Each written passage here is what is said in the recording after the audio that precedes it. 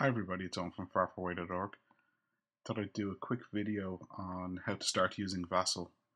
So the first thing to do is to go to VASSALengine.org and download the latest version of VASSAL. So if you don't know what VASSAL is, it's a Java-based application that allows two players to play a module. So there's modules for lots of different games, one of which is for Warmachine-Hordes, and the latest Warmachine-Hordes version is 4.1, and we'll talk about that in a second. And all VASSAL does is it allows you to synchronize the screen you see, so essentially a god's eye view of a board game, with another player. So it's not a computer game, it doesn't have any logic or rules built into it. You need to know how to play the game, you need to know how to move the pieces. It just provides the mechanism through which to move those pieces. So here you can see I have VASSAL open, so I downloaded it and installed it. And you can see there's no modules available yet. So I'm going to open a module which I downloaded earlier, and so I downloaded the latest version of the Warmachine-Hordes one, which you can see is 4.1, and this is early 2012. And this version's been around since I think late 2010, and it has many of the Mark II models in it. So open that up, and then that'll launch. So this is what you get initially. So put in your name, put some form of password. You choose that here. It's not one that's predefined. Then you got some options. So start a new game offline, look for a game online, load a save game. So what I'm going to do is I'm going to start a new game offline initially, and then I'll show you how to go online. So we've got different setups. We have empty battlefields and so on pre-built into the module. There's some maps. There's some really funky looking ones. So let's just choose one of the pretty cool ones here.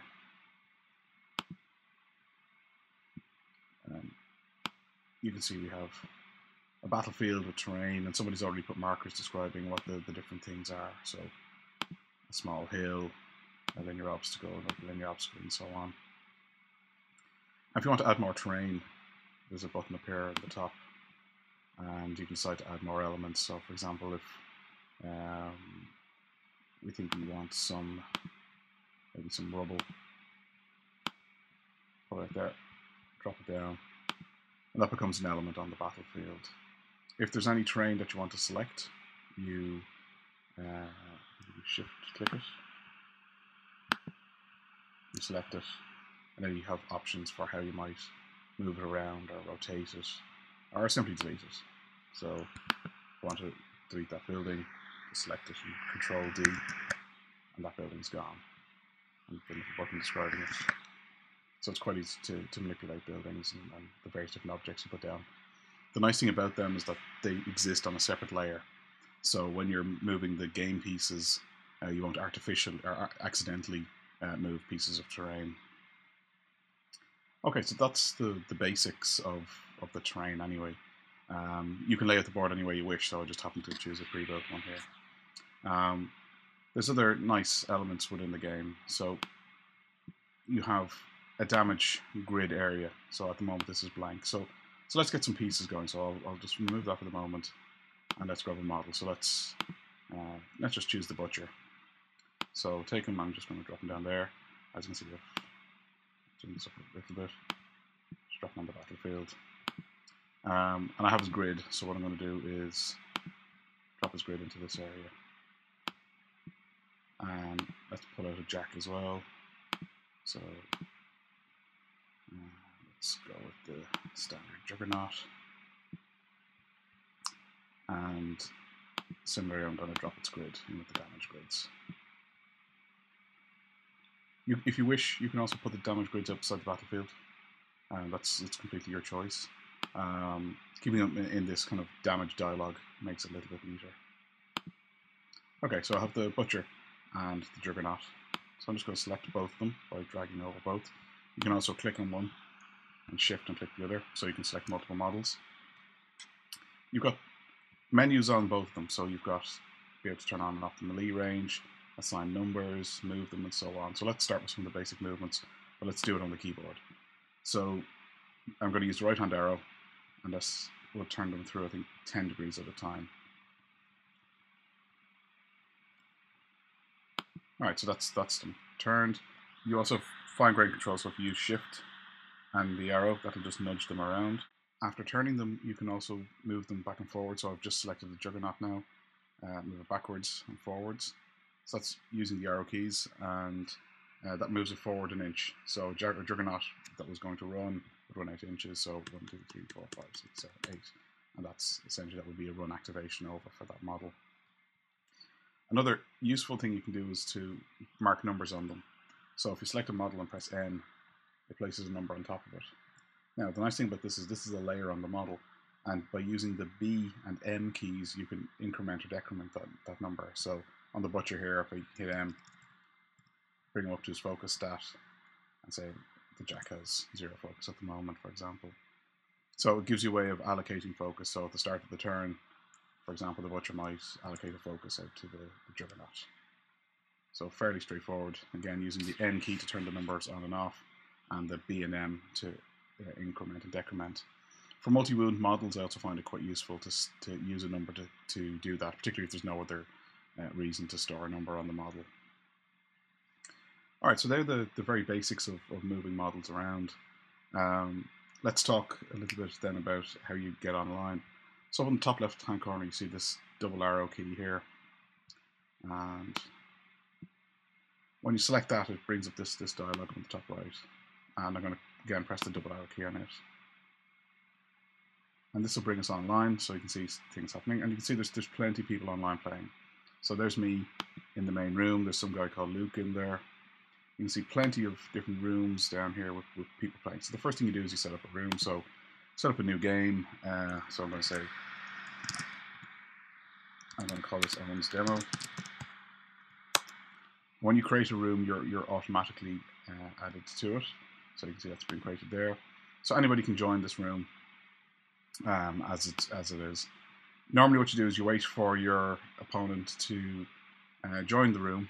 So usually what I do is arrange to meet somebody online on Skype, a friend of mine, and then we log into VASSAL and they join whatever room is created. And once they've joined the room, I right click on it and I usually lock it.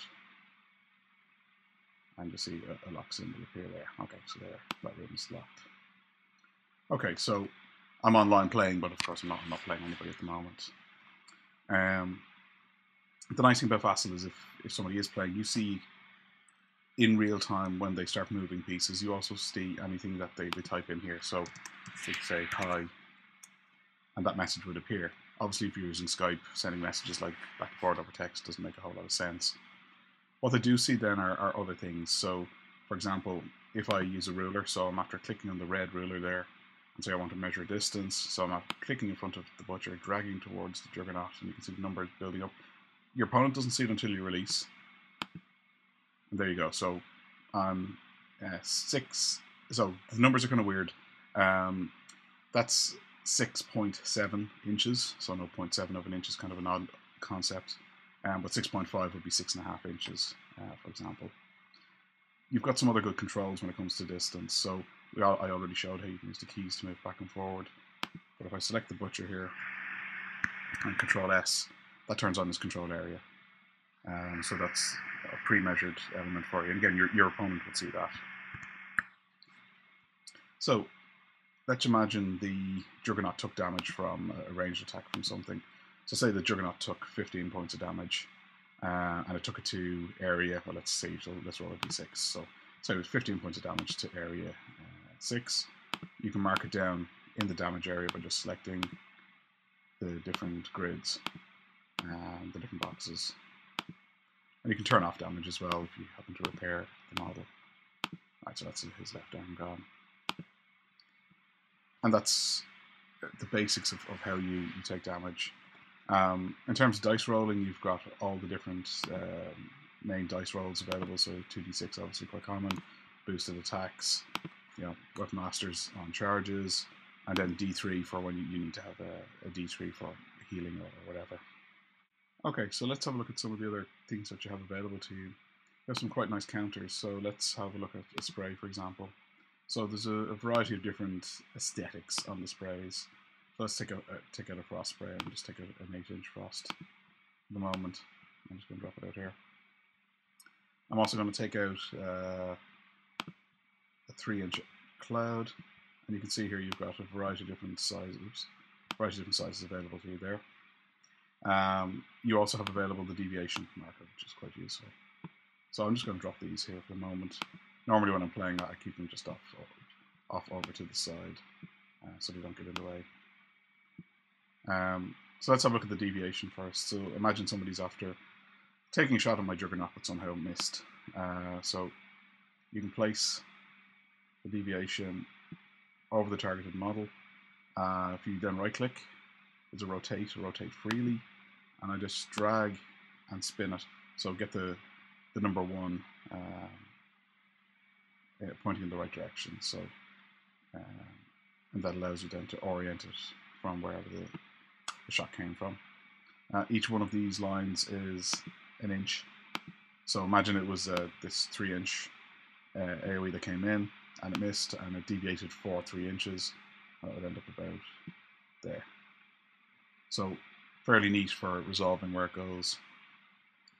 The spray is also quite useful. Rather than rotating it, you pivot it. So let's just do a quick pivot to get it roughly going the right direction. And then imagine the butcher had a spray attack and he was taking a shot. Place it on his base from where you want to start it, and then pivot it towards the target like that. So you've got quite nice control. If you want to delete things in game, again, just select them. So I'm going to select the individual ones using Shift. I've selected all those, Control D, and they're gone. If for some reason you need to clone a model, select it, Control C. So I selected the Juggernaut, I Control C'd it, and now there's 2 Juggernauts. So I just get rid of it. Another interesting button here is this moved button. So you can see this white shadow that has appeared at the back of both of these models, and that's because at some point I picked them up and moved them, or I use the arrow keys to move them. So you can click Clear Moved, and that'll get rid of that kind of notification on the models. You can also do other effects. So for example, if the butcher was set on fire, if you right click down here at status, there, you can mark him on fire. If unfortunately he was also knocked down, there we go, knocked down. And to turn those off, you just reselect them. And you can see there's shortcuts for all of these. Another useful menu is the aura menu. I use it quite a lot just to mark that a spell has been cast. So if, for example, you cast Iron Flesh on the Juggernaut, you might just put an aura, a red aura, for example, and you can see that red glow around the model to see that the spell's been cast. Turn that off. And then you also have the ability to see the melee range. So the butcher has a reach melee range, and you can see Control / and we'll do that. So if I select them, and there you go, his melee range, and that will pivot with him as well. So it's quite nicely done. So I think they're all the basics you need to get and play VASSAL online. So let me know in the comments if I've missed anything in particular that you'd like me to show in a later video. So best of luck and enjoy your Warmachine online.